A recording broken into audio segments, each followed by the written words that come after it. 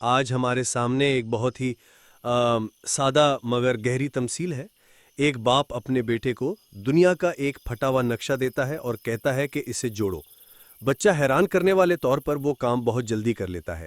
جب باپ پوچھتا ہے کہ یہ کیسے کیا تو بیٹا کہتا ہے کہ نقشے کے پیچھے ایک انسان کی تصویر تھی، میں نے انسان کو جوڑ دیا تو دنیا خود بخود جڑ گئی۔ اور آج ہماری گفتگو کا محور یہی سوال ہے کہ کیا واقعی دنیا کی اصلاح کا راستہ اتنا سیدھا ہے؟ کیا فرد کی ذاتی اصلاح ہی ہر مسئلے کا حل ہے، جیسا کہ یہ کہانی بتاتی ہے؟ جی بالکل، میرا موقف یہی ہے کہ معاشرے اور دنیا کی بہتری کی جو بنیاد ہے وہ فرد کے اپنے کردار اور عمل کو درست کرنے پر ہی منحصر ہے۔ جبکہ میں سمجھتی ہوں کہ فرد کی اصلاح اہم تو ہے، لیکن یہ نظریہ ان بڑے معاشی اور سیاسی نظاموں کو نظر انداز کرتا ہے جو دنیا کے مسائل کی اصل جڑ ہیں۔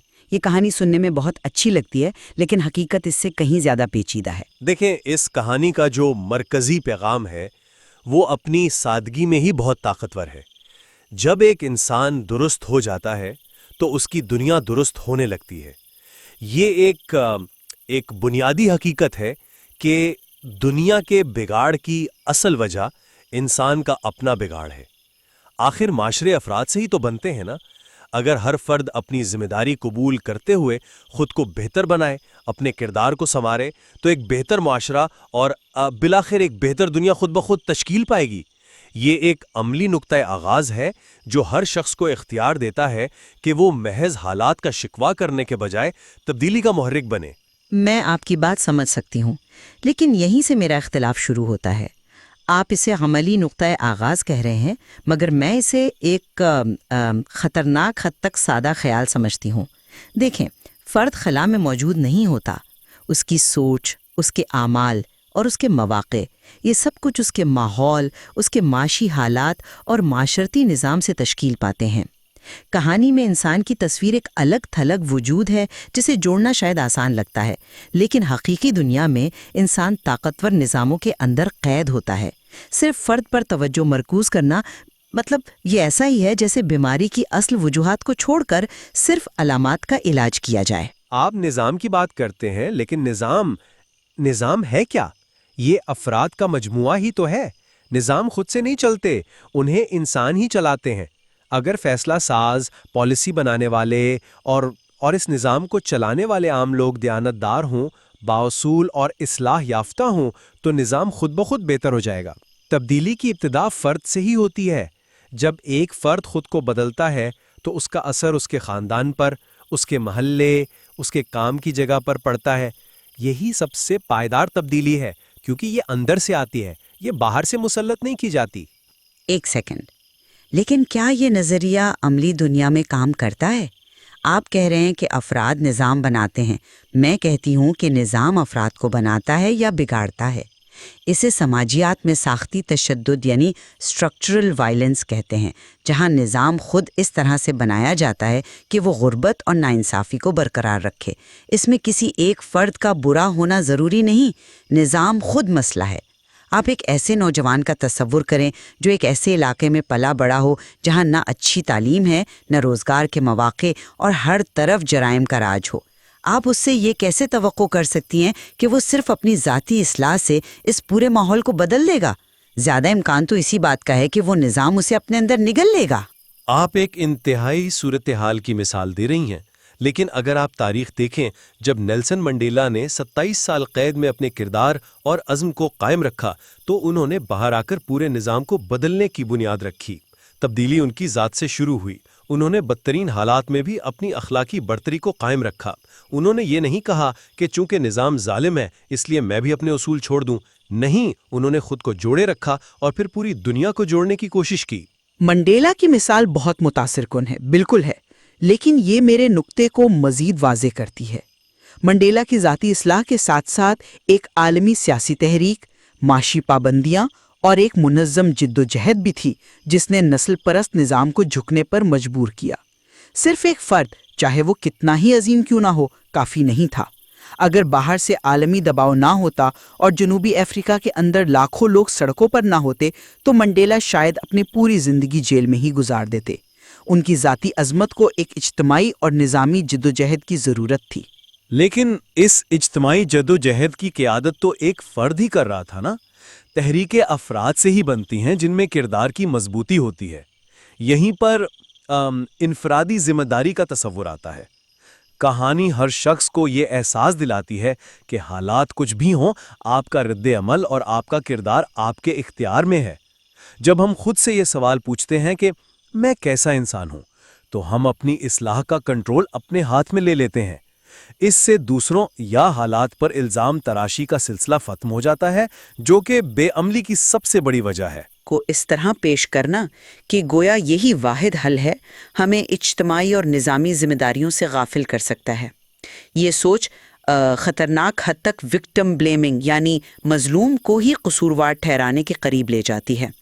آپ ایک ایسے کسان کو کیسے کہہ سکتی ہیں جس کی فصل کارپوریٹ پالیسیوں کی وجہ سے تباہ ہو گئی ہو کہ وہ اپنی اصلاح کرے؟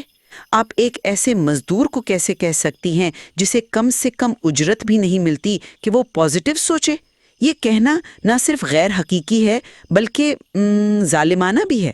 یہ سوچ طاقتور اداروں اور حکومتوں کو ان کی ذمہ داریوں سے بری ذمہ قرار دیتی ہے۔ میرا مقصد مظلوم کو قصوروار ٹھہرانا ہرگز نہیں ہے، لیکن کیا عظیم رہنماؤں نے بدترین حالات میں اپنے کردار کی مضبوطی سے ہی تبدیلی کی بنیاد نہیں رکھی؟ انہوں نے نظام کے بدلنے کا انتظار نہیں کیا، بلکہ خود کو بدل کر نظام کو بدلنے پر مجبور کر دیا۔ وکٹر فرینکل کو دیکھیں، جنہوں نے نازی کیمپوں کے ہولناکیوں میں بھی معنی تلاش کرنے کی بات کی۔ انہوں نے ثابت کیا کہ انسان سے سب کچھ چھینا جا سکتا ہے سوائے اس کی آخری آزادی کے، یعنی کسی بھی حال میں اپنا رویہ منتخب کرنے کی آزادی۔ فرینکل کی مثال انسانی روح کی عظمت کا ثبوت ہے، لیکن یہ سماجی تبدیلی کا کوئی عملی ماڈل نہیں ہے۔ ہم ایسی پالیسیاں نہیں بنا سکتے جن کی بنیاد اس توقع پر ہو کہ ہر شہری کو بقا کے لیے ایک فلسفی بننا پڑے گا۔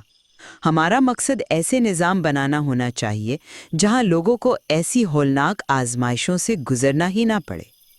آپ کی بات مان لی جائے تو پھر ہمیں ناقص پالیسیوں، استثالی معاشی ڈھانچوں اور ماحولیاتی تباہی پر بات کرنے کی ضرورت ہی نہیں، بس سب کو کہیں کہ وہ اچھے انسان بن جائیں۔ لیکن اصل دنیا کے نقشے پر صرف انسان کی تصویر نہیں ہوتی، اس پر سرحدیں ہیں، وسائل کی غیر منصفانہ تقسیم ہے، تاریخی ناانصافیاں اور طاقت کے مراکز بھی ہیں۔ ان پیچیدہ مسائل کو صرف اچھا انسان بن جاؤ کہہ کر حل نہیں کیا جا سکتا۔ آپ کہانی کی تمثیلی نوعیت کو نظر انداز کر رہے ہیں۔ اس کی خوبصورتی اس کی سادگی میں ہے۔ یہ ایک عالمگیر اصول بیان کرتی ہے کہ اندرونی تبدیلی ہی بیرونی تبدیلی کا پیش خیمہ ہوتی ہے۔ بچے کا وہ معصومانہ عمل کہ میں نے پہلے انسان کی تصویر کو درست کیا، ایک گہری حکمت کو ظاہر کرتا ہے۔ ہم دنیا کی پیچیدگیوں میں اتنا الجھ جاتے ہیں کہ ہم اس سب سے بنیادی اکائی کو بھول جاتے ہیں جس پر سب کچھ منحصر ہے، یعنی خود انسان۔ اگر انسان کی اقدار، اس کا کردار، اس کی نیت درست ہو جائے تو کیا وہ ایسی پالیسیاں بنائے گا جو دوسروں کا استحصال کریں؟ کیا وہ ایسے نظام بنائے گا جو ناانصافی کو فروغ دے؟ ہرگز نہیں۔ اس کے نقشے کو جوڑنا اور حقیقی، متحرک اور پیچیدہ دنیا کے مسائل حل کرنا، یہ دو بالکل مختلف چیزیں ہیں۔ یہ کہانی ہمیں یہ نہیں بتاتی کہ اگر انسان کی تصویر خود کئی حصوں میں بٹی ہو، نسل، مذہب، طبقے اور قومیت کی بنیاد پر، تو اسے کیسے جوڑا جائے۔ آج دنیا کا مسئلہ یہ نہیں کہ ایک انسان ٹوٹا ہوا ہے، بلکہ یہ ہے کہ انسانیت خود ہزاروں ٹکڑوں میں بٹی ہوئی ہے۔ ایک شخص خود کو ٹھیک کر بھی لے، لیکن اگر اس کے ارد گرد کا نظام اسے اس کی شناخت کی بنیاد پر کچلنے پر تلا ہو تو وہ اکیلا کیا کرے گا؟ یہ کہانی ایک خوبصورت آغاز ہے، لیکن یہ سفر کا اختتام ہرگز نہیں۔ یہ ایک خیال ہے، مکمل حکمت عملی نہیں۔ تو آپ کے خیال میں آغاز کہاں سے ہونا چاہیے؟ اگر فرد سے نہیں تو پھر کہاں سے؟ کیا ہم کسی مسیحا کا انتظار کریں جو آ کر نظام کو ٹھیک کرے گا؟ تبدیلی ہمیشہ نیچے سے اوپر جاتی ہے، اوپر سے نیچے نہیں آتی۔ جب کافی تعداد میں افراد اپنے اندر تبدیلی لاتے ہیں تو وہ ایک اجتماعی قوت بن جاتے ہیں جو نظام کو بدلنے پر مجبور کر دیتی ہے۔ شہری حقوق کی تحریک امریکہ میں چند بہادر افراد کے انکار سے شروع ہوئی تھی۔ روزا پارکس نے جب بس میں اپنی سیٹ چھوڑنے سے انکار کیا تو وہ ایک انفرادی عمل تھا، لیکن اس نے ایک پورے نظام کو ہلا کر رکھ دیا۔ بالکل وہ ایک انفرادی عمل تھا، لیکن وہ ایک پہلے سے موجود منظم تحریک کا حصہ تھا۔ روزا پارکس ایک تربیت یافتہ ایکٹیوسٹ تھیں، ان کے پیچھے NASCP جیسی تنظیمیں تھیں۔ ان کا عمل ایک خلا میں نہیں ہوا تھا۔ یہیں پر ہم اکثر غلطی کرتے ہیں۔ ہم تاریخ کے ہیروز کو الگ تھلگ شخصیت کے طور پر دیکھتے ہیں، جبکہ وہ ہمیشہ ایک بڑی اجتماعی کوشش کا چہرہ ہوتے ہیں۔ فرد اور نظام ایک دوسرے سے جڑے ہوئے ہیں۔ فرد کو نظام کے خلاف کھڑا ہونے کے لیے دوسرے افراد کی مدد اور ایک منظم ڈھانچے کی ضرورت ہوتی ہے۔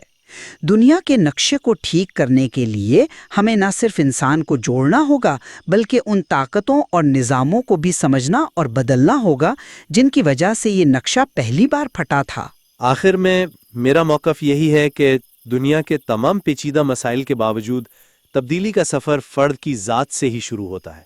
نظام کی پیچیدگیاں اور بیرونی چیلنجز اپنی جگہ، لیکن اگر بنیاد ہی کمزور ہو تو کوئی ڈھانچہ کھڑا نہیں رہ سکتا، اور وہ بنیاد ہے فرد کا کردار۔ آپ نظام کو بدلنے کی بات کرتی ہیں، لیکن اس کے لیے بھی تو ایسے افراد چاہیے جن میں دیانت، ہمت اور بصیرت ہو۔ وہ افراد کہاں سے آئیں گے؟ وہ اسی انفرادی اصلاح کے عمل سے گزر کر ہی تیار ہوں گے۔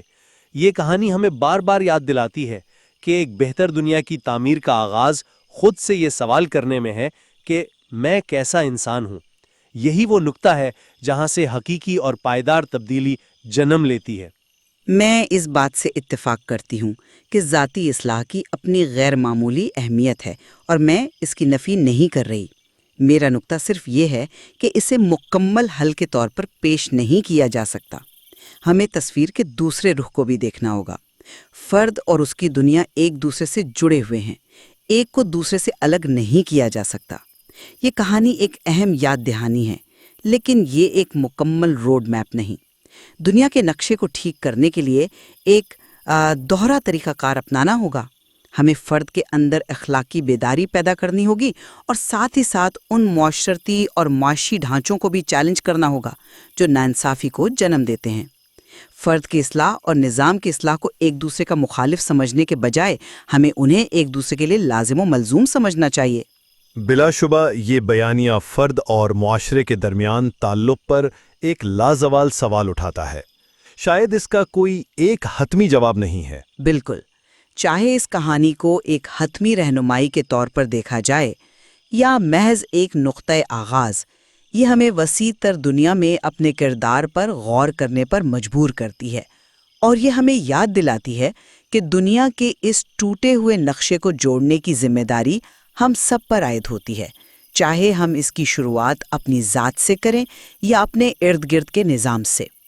اس سادہ سی کہانی میں غور و فکر کے مزید کئی پہلو پوشیدہ ہیں۔